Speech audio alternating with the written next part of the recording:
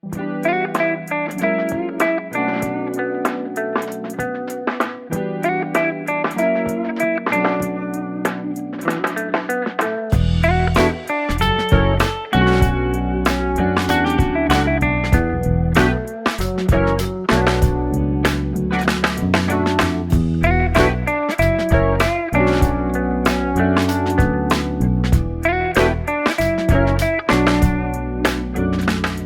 everyone, and thank you for joining today's webinar with Cancer Support Community Los Angeles.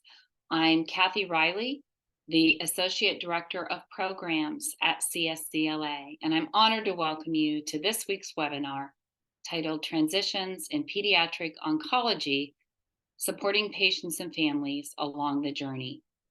Before we begin, if this is your first time joining us, Cancer Support Community Los Angeles is a premier nonprofit organization providing vital social and emotional support to families facing cancer, including patients, caregivers, and their loved ones, all at no cost. And our programs include support groups, healthy lifestyle classes, social activities, and educational programs such as this one.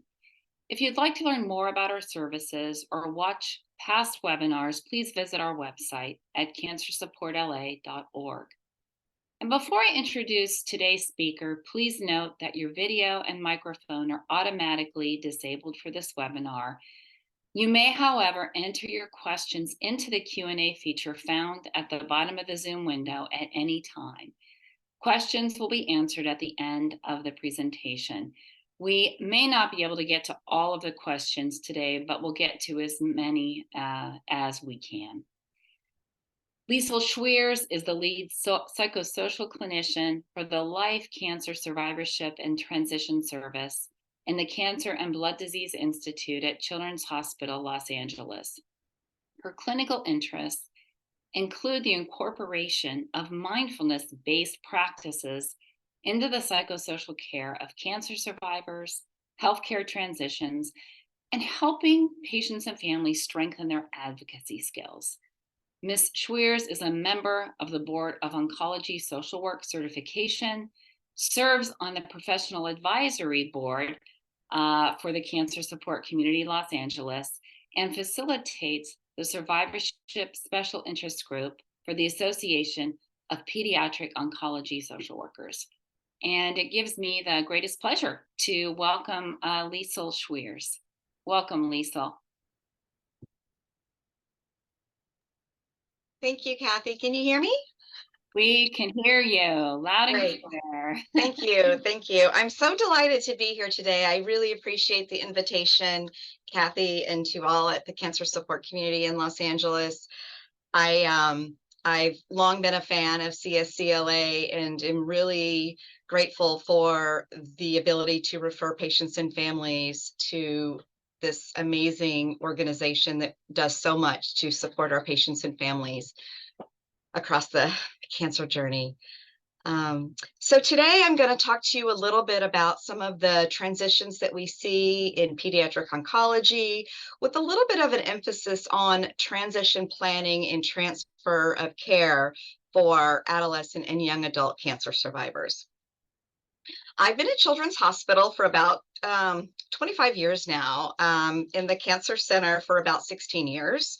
Much of what I'm going to say today is really based on my experience over these past few years working alongside an interdisciplinary team in a survivorship clinic at Children's Hospital.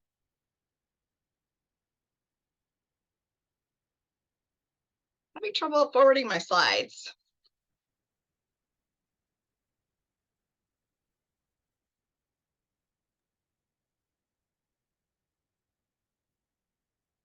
Okay. If you don't already know, Children's Hospital Los Angeles is a freestanding pediatric academic medical center in East Hollywood. We're, I believe, the largest pediatric oncology program on the West Coast. I really love the fact that the name of our program, the Life Survivorship and Transition Service, is what it is. A lot of what we do in the clinic setting at every visit for survivors is talk about the transition.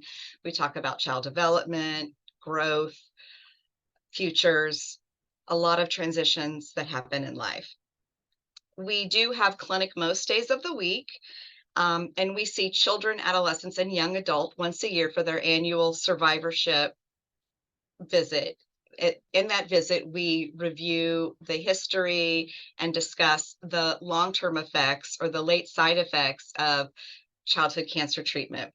And we provide anticipatory guidance pretty much from youth through the young adulthood.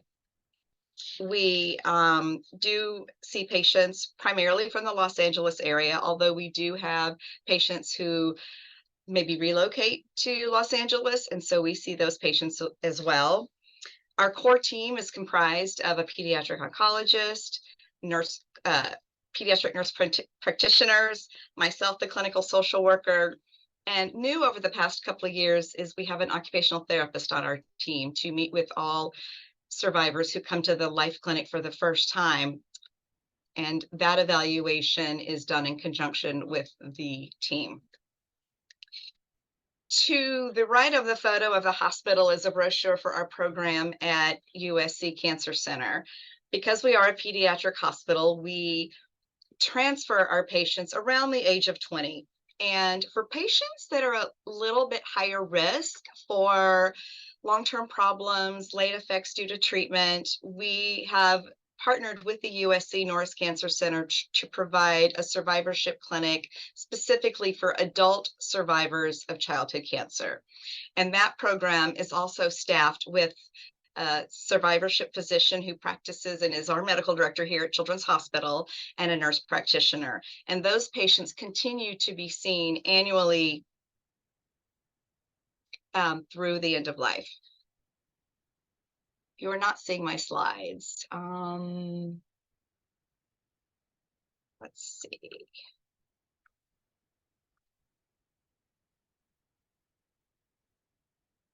Okay, I think you can see my slides now. I'm hoping you can. Sorry about that. Thanks for the message. So as you all know, we know that cancer is a family diagnosis. Cancer does not affect just one person, the patient. So I really wanted to talk a little bit about how cancer and transitions, especially in treatment of pediatric oncology, affects the family unit.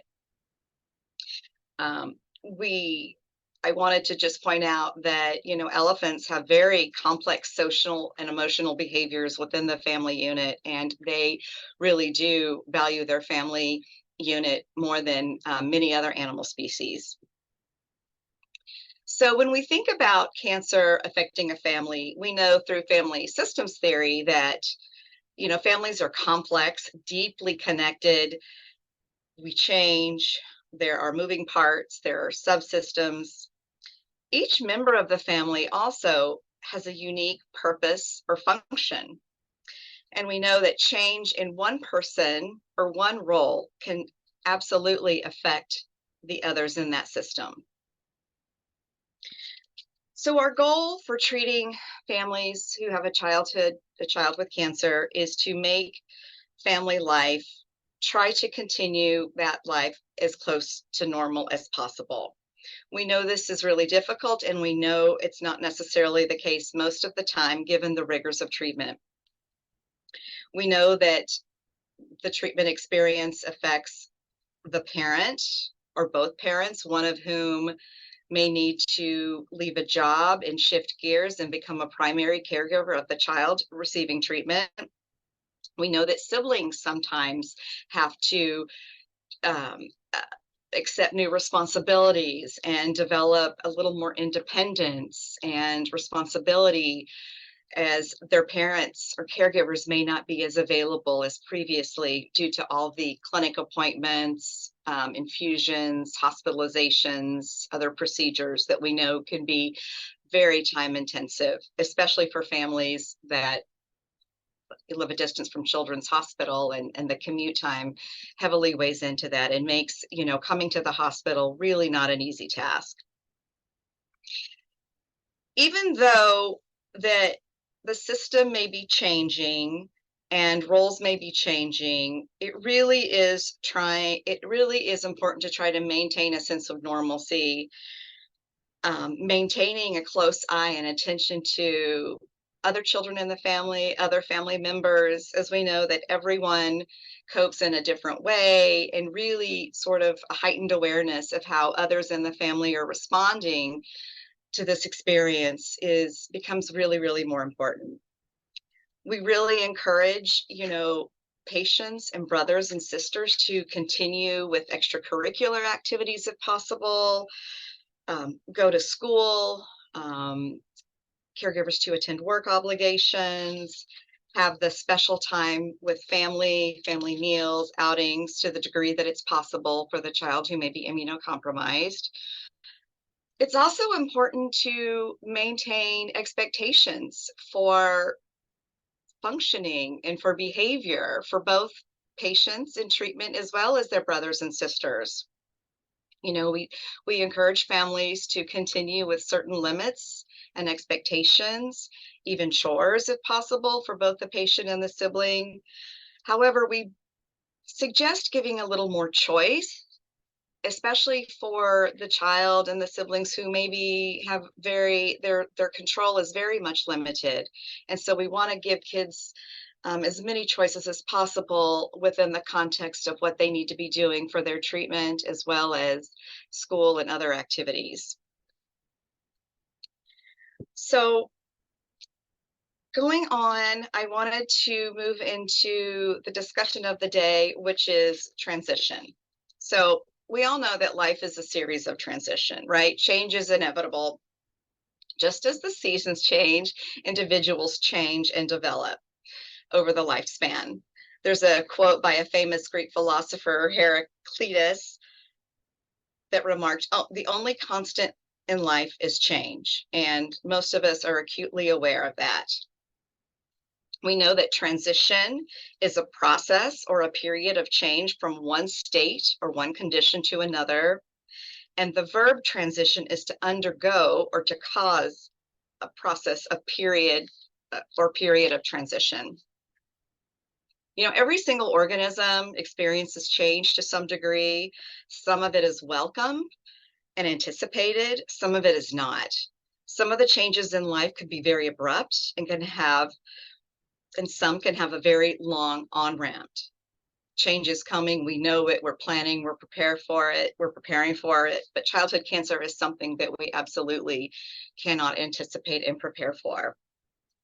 Some changes and transitions can actually bring great happiness and joy. Other changes can feel absolutely unmanageable and devastating. Even joyful transitions, such as birth, a child's first day of school, marriage, family building, those changes, even though they're joyful, they can also be bittersweet or cause a sense of loss. Perhaps it's a reflection on our own mortality and what is to come. There are many transitions involved in cancer treatment and survivorship.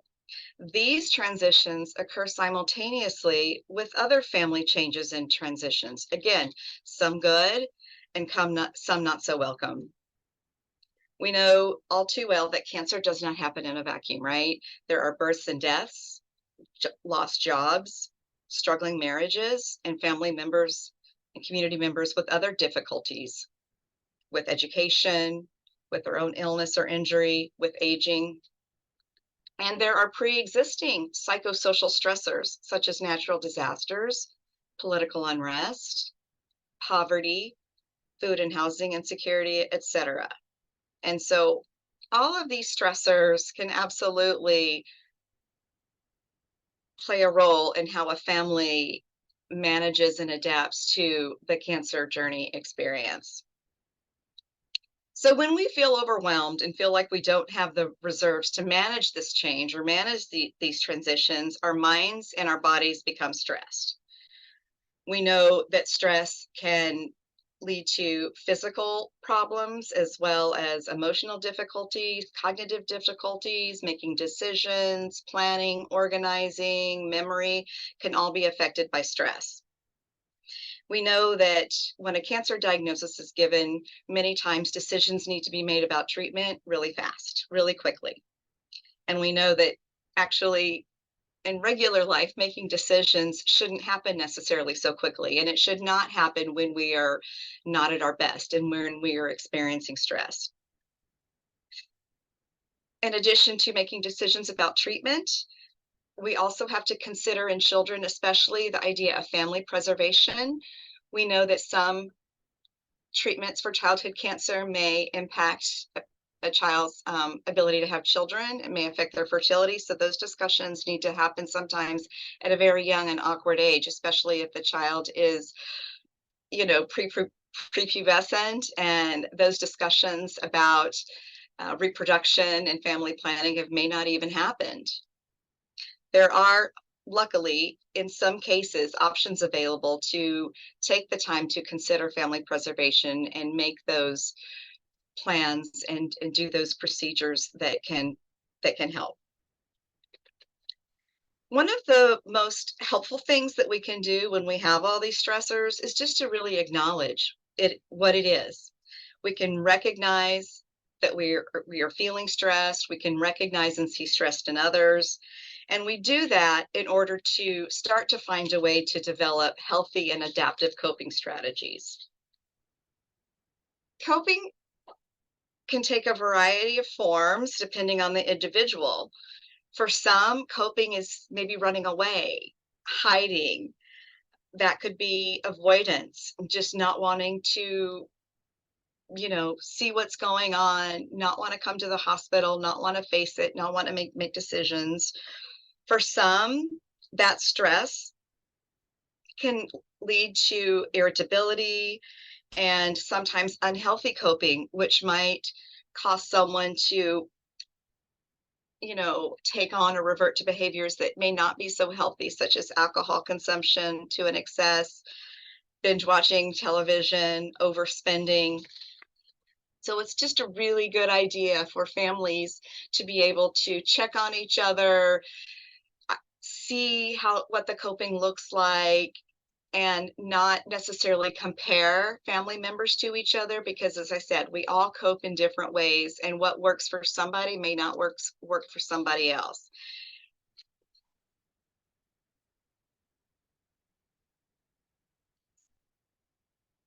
So moving on to talk about some of the transitions that occur during treatment. We know that transitions and the idea of transition planning happens throughout the care continuum at all stages. With each step on this path, from diagnosis to treatment to survivorship, there can be excitement and hope. There can also be tremendous fear and anxiety. Some of those feelings collide and they can all come at the same time. Or they could be interpreted differently. For the patient, you know, there could be, a secondary treatment or a different type of treatment. And, for the patient, it's, oh my gosh, another round of chemo, another hospitalization.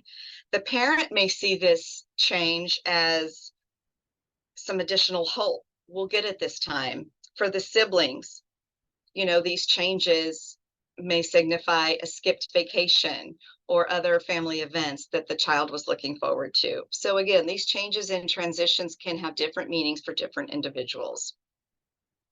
We know that when treatment begins, there's generally a treatment plan outlined, and some treatment can be very short. Maybe it's a surgery only, maybe it's surgery and a short course of chemotherapy, maybe it's surgery, chemotherapy, and radiation. There are myriad combinations. For children with leukemia, the treatment can last anywhere from 2 to 3 years. Along that treatment journey, we know there are tremendous side effects that need to be managed, and the child needs to be supported with the side effects related to feelings of nausea, pain, the disappointment of missing out on typical childhood activities. At the end of treatment, there comes a time when there needs to be a celebration. And some families opt to mark that occasion in a significant way. At Children's Hospital, we have a bell that children can ring when they finish their last round of chemotherapy. After that bell is rung, however, there may be a period of 1 to 2 years before the active survivorship planning and surveillance begins. So we know this time of ending treatment can be met with considerable joy and happiness and relief, but there's also a period of limbo and sort of waiting, coming in for labs, doing scans, breath holding just to see if the cancer stays in remission. So, this sort of time between ending treatment and coming to survivorship can be a time of uncertainty and challenge. And that needs to be sort of explored and talked about with each of the family members. We know that fear of recurrence and issues such as survivor's guilt can also permeate this timeline. We know for many families, connections are made, and it's natural for families to share in one another's joys and sorrows. And when those attachments become very important and outcomes don't end the same for everyone, it can be incredibly tragic and disappointing. Most of our patients come to the survivorship program and enter the survivorship phase within about 2 years of completing treatments. Some primary teams seem to keep patients a little bit longer because they potentially could be at higher risk for a recurrence or a relapse. There are other patients who receive what is called concurrent care. They will come to the survivorship clinic for the first time to begin their annual visits, but then they may also be seen by their primary disease team for what we call concurrent care.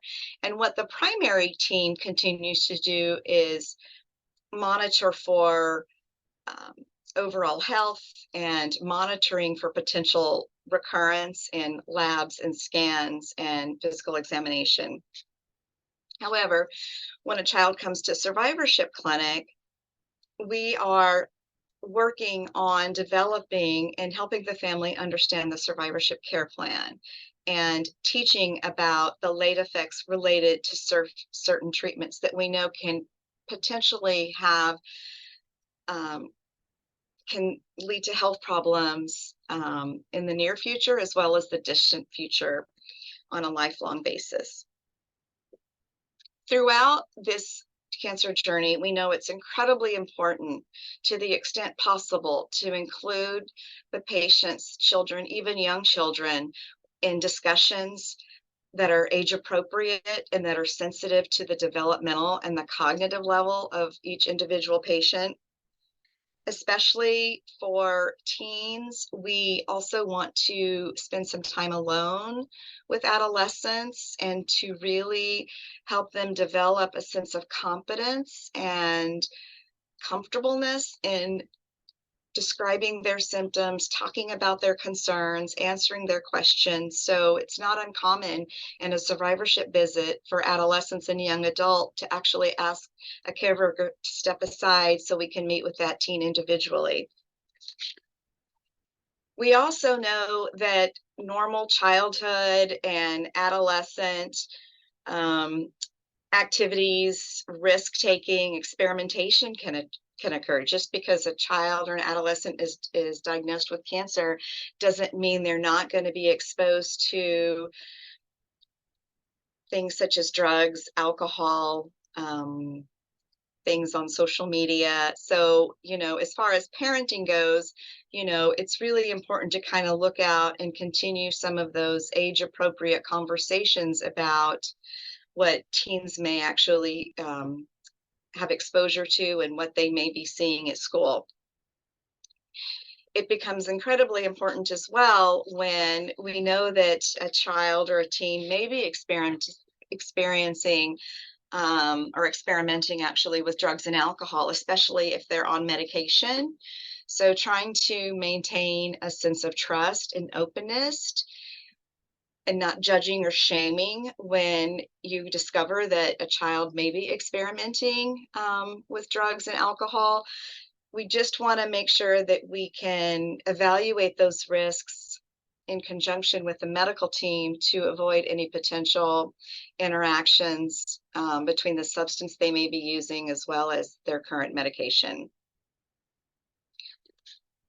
What is not seen in this diagram is the pivot or the road taken to manage a relapse, to try a new treatment, to participate in a clinical trial, and end of life. As we do know that around 80% of children survive childhood cancer, but there is a mortality for about 20% of the patients. And even if there's not mortality, there could be significant disability and challenge to achieving full function as a young adult for some of our kids.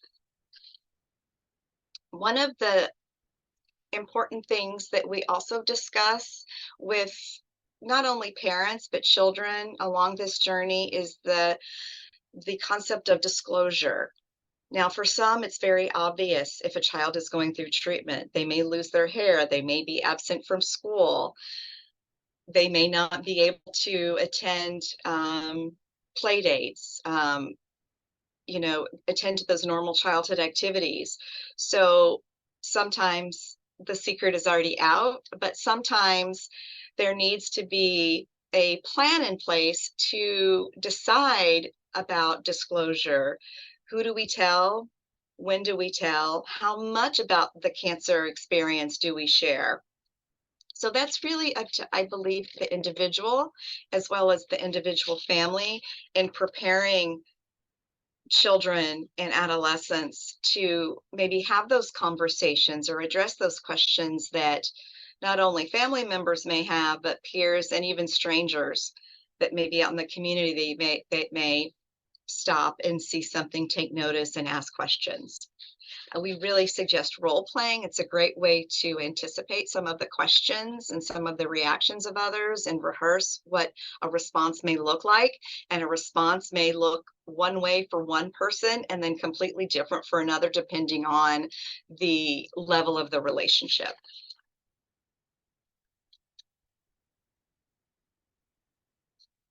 So we know that beyond transitions from different stages of treatment and off treatment, we know there are transitions back into play, into school, into some for work, whether it's a young adult who may be working or a caregiver who maybe have been absent for a while. We know that play is an essential part of childhood, and we want to try to maintain the ability to play in whatever forms it takes. We have child life specialists that can actually integrate play into the treatment experience for children who are hospitalized and undergoing possibly painful procedures in the clinic or the infusion center.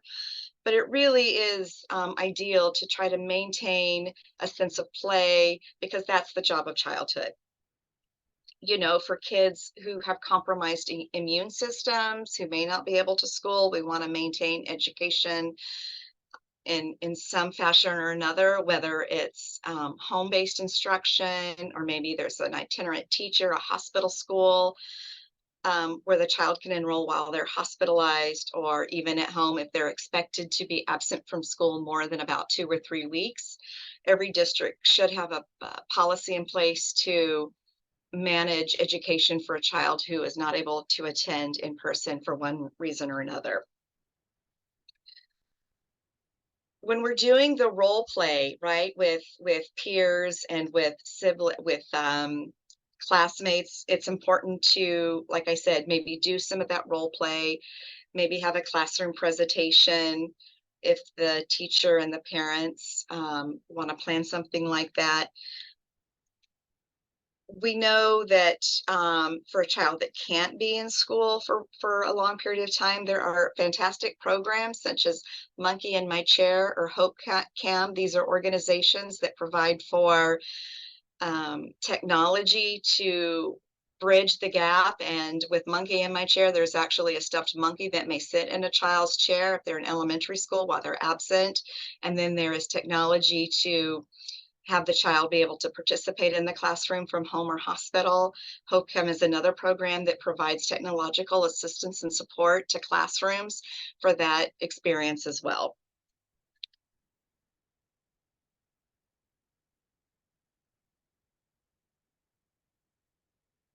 So some of the supports and protections that are available to both patients and caregivers are things like the individualized education plan. Pretty much every child who's diagnosed and treated for cancer should be able to access in a public school setting an individualized education plan.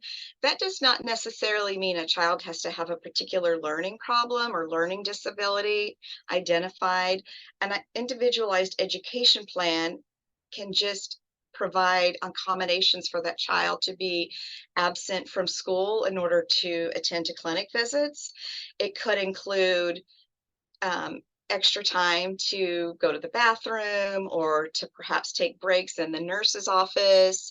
It could be a shortened school day or maybe a hybrid school situation where some of the time is spent in school and some of the time is spent, doing work from home.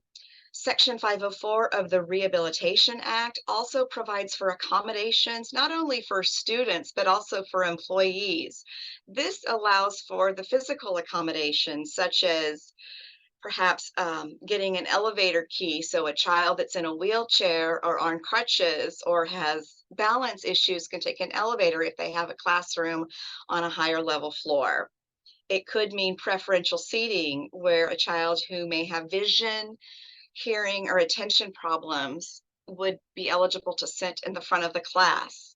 It could be a situation where printed notes of the teacher are given in advance, extra time for tests and test taking in quiet spaces if distractibility is a concern. The Americans with Disability Acts is also very important for children and caregivers. Americans with Disabilities Act allow for these accommodations not only at school and work, and it gives access in ways that are specialized for the individual. When we have young adults who go back to work and they might need a modified shift or a different temporary assignment, those accommodations should be met um, within reason, depending on the nature of the job. Paid family leave is available. There are about 24 states in the US that offer paid family leave. That is where a caregiver can take, I believe it's 8 to 12 weeks of paid leave if they have to not work for a while to take care of an ill family member. The Family Leave Act is a federal law which allows for both patients if they're working or parents and caregivers if they're working to take up to 12 weeks of unpaid leave to take time off from work for medical appointments and to take care of family members who are ill at the home. As far as income replacement, there isn't really such a thing for children because most children don't have an income source. However, children who are of lower income families may be eligible for Social Security disability in the form of supplemental security income, and some young adults who may have a disability during treatment or post-treatment may be able to draw on SSDI of their parents when their parents have paid into the federal Social Security program. So, as I mentioned, we have survivors that start coming to the late effects clinic about 2 years after treatment. And really, the care is for the whole person. We really want to help young adult survivors learn to be able to manage their own healthcare to the extent possible. We want them to know their diagnosis, know what their potential late effects are, and know how to get that care. We really stress wellness because we know that things such as good sleep hygiene, regular physical activity and exercise, good nutrition can all, lead to better health outcomes. We want to share with our adolescents who are approaching young adulthood the importance of learning how to make good, responsible medical decisions. We want families to understand that when a child is treated at the hospital and one day they turn 18, then that child is actually going to be responsible for participating in their decision making to the degree that they may want to make their own decisions. However, many of our patients continue when they're young adults to include their families in the decision making. And then we have patients who, based on their pre-existing condition or perhaps some neurocognitive late effects, may not be in the position to have capacity for legal decision making. So we want to make accommodations for that situation as well. We At every visit, we look at other life goals. Is the adolescent, young adult, are they learning to manage transportation on their own, whether it's driving, learning to use public transportation? We ask about higher education. We support, the idea of higher education for everyone. That doesn't mean everyone may go to college or university. It could be trade school. It could be someone with an IEP with significant special learning needs, continuing education to about the 21 to till about the age of 21.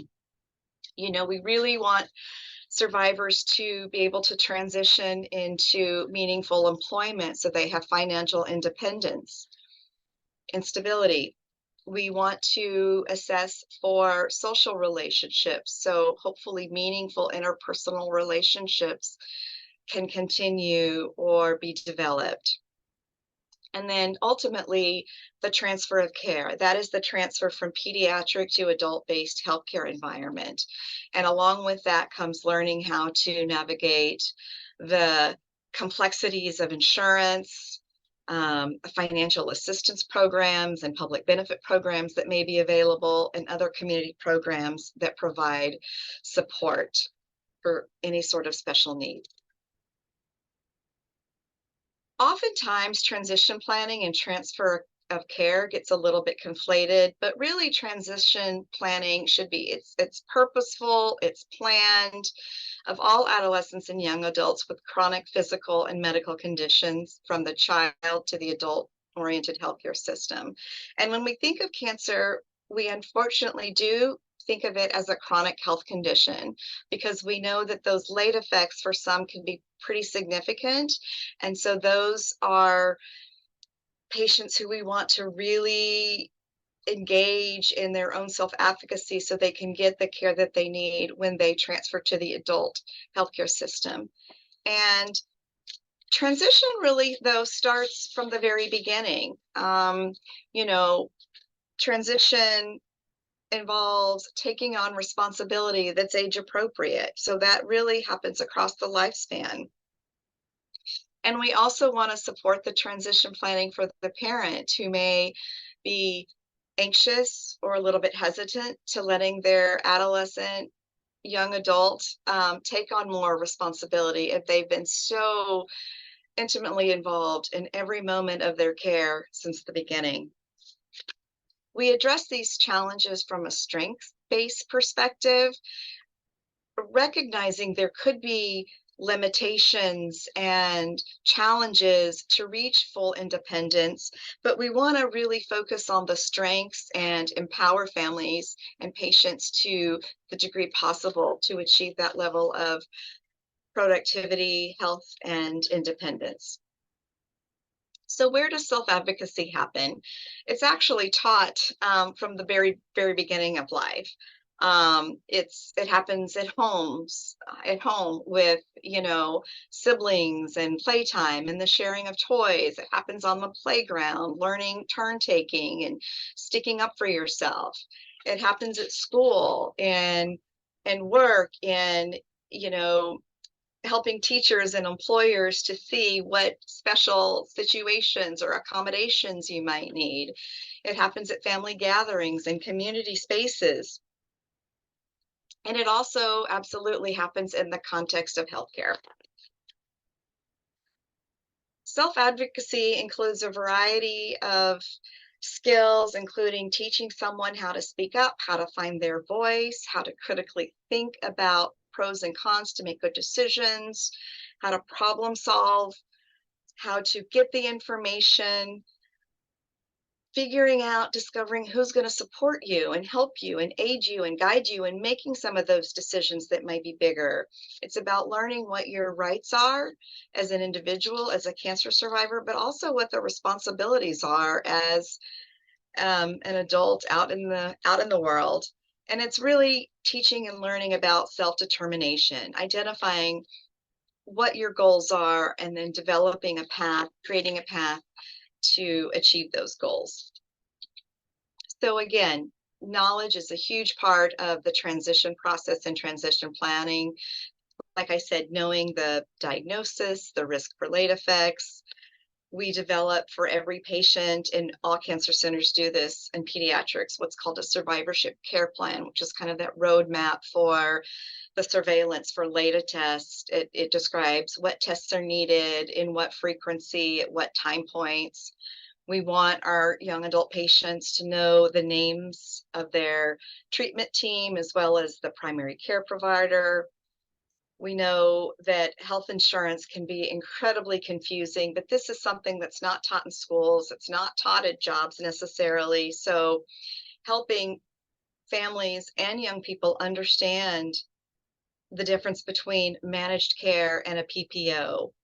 What is a pre-existing condition? What is a share of cost, a deductible, a prior authorization? All those things are really important to know, to be able to advocate for care across the lifespan. Also, there are several rights related to medical privacy, confidentiality. There are educational rights and disability laws and medical leave laws. As I mentioned previously, it's really important to provide that information and provide the resources for patients and families to access that information outside of the clinic visit. Some of the tools that we use for transition are, again, the survivorship care plan. If that is not available at the treatment center for any reason, there's a great online resource called Passport for Care, where a patient can actually input their treatment information and have generated a cancer treatment summary that can be then taken to adult care providers. The Children's Oncology Group is the consortium of research for childhood cancer, manages the clinical trials and the protocols, and they have their recommendations for surveillance for every single type of treatment modality on their website. And that's what creates the survivorship care plan. In clinic, we also have access to what's called a transition readiness assessment questionnaire, which is a self-evaluation tool for adolescents to gauge where they are in their readiness to take on some of their healthcare responsibilities. Again, that's knowing their diagnosis, if they're on medication, what the medication name is, how they take it, being responsible for taking it, how to make appointments, how to bring up conversations. We strongly encourage everyone to access their patient portal so they can access their electronic health record. We know information portability is critical when patients in a pediatric center transfer to adult facilities, to be able to transfer that information between institutions and care providers. There are great resources available. Pediatric Brain Tumor Foundation has a survivorship resource guide. Leukemia Lymphoma Society is another organization that has tremendous patient education materials around survivorship and transition on their website. Those are available for download and for printing.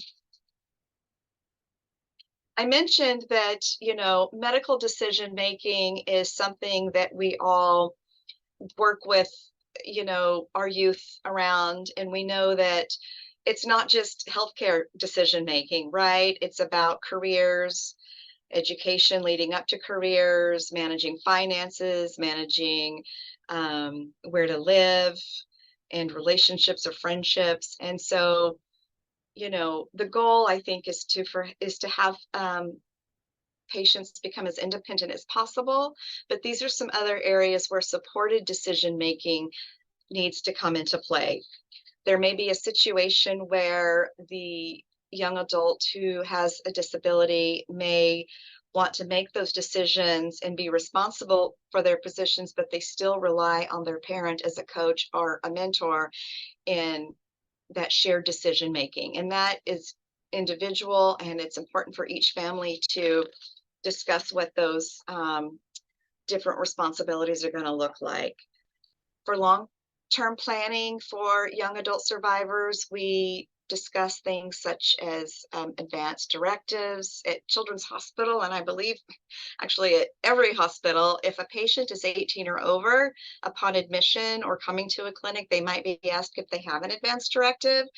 And really, what our aim is there is to identify a surrogate or proxy decision maker in case the patient, for any reason, is unable to participate in a medical decision or make a decision. This is not just for end of life. This is just for any situation where someone could be temporarily incapacitated to make decision, and pointing someone that they trust that will make good decisions in their best interest is incredibly important. Some patients do need a little more support in regards to conservatorship, and that's a court process where a family petitions to have a conservator to help the young adult with managing healthcare, finances, living arrangement, that sort of thing. There are great community resources available in all states. Most states have a department for developmental disabilities that can help provide some advocacy around that. There are programs such as in-home support services, and the State Department of Rehabilitation does a really nice job of assessment and helping young people access education and employment with various types of accommodations. No talk about self-advocacy would not be complete with talking about advocacy as a whole. And many of you are probably familiar with the Childhood Cancer STAR Act. That's the Survivorship, Treatment, Access, and Research that was signed into law several years ago by President Trump. What this law does is expand access for research. It provides for pediatric oncology expertise at the NIH, and it is responsible for ensuring quality of life and outcomes for survivors and expanding access to survivorship care. There's some other pieces of legislation that are very relevant to the childhood cancer survivorship community, including the Affordable Care Act. That was passed, and that allows for children who have parents with job-based insurance. They can remain on insurance until the age of 26, and it can also prevent any pre-existing condition from being factored into a price for a premium for those who seek insurance plans outside of an employment situation. Deferment for active cancer treatment, defer student loans for young adults who are going through cancer treatment until they are recovered and well enough to continue to work to begin to pay back those loans. And then fertility preservation in California, there's a law passed, State Bill 600, which ensures that private insurance companies must cover fertility preservation for any individual patient that is undergoing treatment for any sort of health condition that may impact fertility. So again, those are just some of the pieces of legislation that we think it's important for folks to be aware of as they navigate transitions to life and survivorship. So thank you. That ends the active portion of this presentation. I would welcome any questions at this time.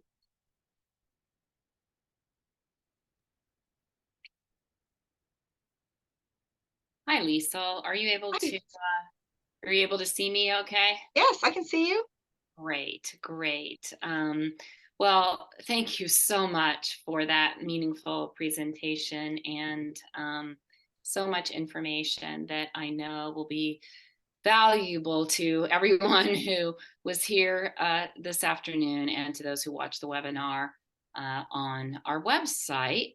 So if you have questions, please feel free to type them into the Q&A. We received a few questions at registration, and so we just have a couple of minutes for questions. So I'll keep an eye on the Q&A. If I don't see any in there, I've got a couple from registration that I'll start with.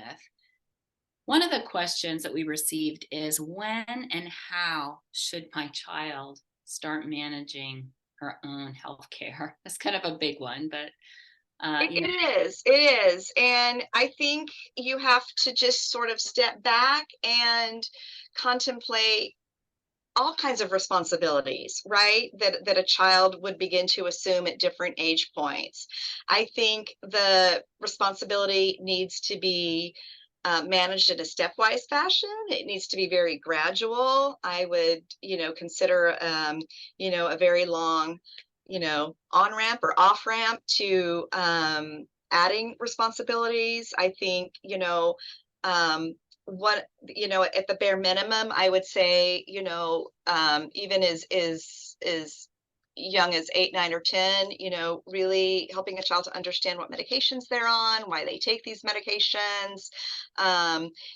Maybe, by 11 or 12, having them take some responsibility for remembering to take medication and just kind of build from there. I think it needs to be very gradual, and I think it needs to just be um, based on what a caregiver, a parent deems the child can handle. Our goal is that by the age around 18 or 19, our patients have a pretty good understanding of what they need to do to take care of themselves, to take care of their body, to get their needs met. And, learning how insurance works, learning how to make an appointment, to refill a prescription, to interpret a lab result, all those things are part of it and can be taught, along that continuum. and then we had a question come in to the Q&A. Someone's daughter is at a different hospital, not Children's Hospital Los Angeles, and who at another facility can help them create a survivorship care plan or provide one for them and help them complete it. If the child is in a survivorship clinic, it typically is the responsible of that long-term follow-up clinic to create and provide and update annually the survivorship care plan. If a patient is at an institution where there is not a survivorship clinic, then that responsibility really lies with the primary team. And I believe that, Passport for Care, and there's some other online avenues to create the Passport to Care and to create the survivorship care plan. It's going to be important to obtain medical records and to ideally review those medical records to get the answers to be able to plug in. Because what the survivorship care plan does is it lists the calculated doses for all the various treatments, whether it's doses of chemotherapy, types of chemotherapy, doses of radiation, radiation sites, and what the potential late effects are that need to be managed and assessed for at certain intervals. So, getting that information from the primary disease team is ideal, and that's actually what we do here at Children's. We get that information from the team via the medical record, and then to create that roadmap based on the information that's already provided. Thank you for that great information. We had another question as well. Could you talk about the differences, and if any, in transitioning someone diagnosed as an adolescent versus someone who's diagnosed as a much younger child? Are there differences in those transitions? Not significantly. I will say for the adolescent, older adolescent especially, who's diagnosed with cancer, their transition or transfer out of pediatric care may be a little bit delayed. So, for example, we do have patients who are 25, 26 that are coming to our survivorship clinic because in order to really transfer out, we require that the patients be 5 years post end of treatment. Right. And, for the young person who is acutely aware of risks, benefits, everything that's going on in their care, it can be incredibly overwhelming. For a younger child, it's mom and dad, it's aunt and uncle, it's cousins, it's grandparents, it's other concerned family members who really just, take care of everything. And so we see patients who are 10, 11, 12, and sometimes they really just need a lot of catch up and understanding kind of what they went through. They don't remember, which I think is fine. Even though we don't remember, we still need to think about ways and learn ways to take care of ourselves, to be responsible for our health and doing, participating in those healthy lifestyle activities and wellness behaviors. And then I think one final question before we close, and this also came in at registration, is, and again, it's one of those broader questions, but any specific advice for those who are adolescents and young adults for successful transition back into high school and or college? Those are really important Mhm, times mhm, in mhm. life.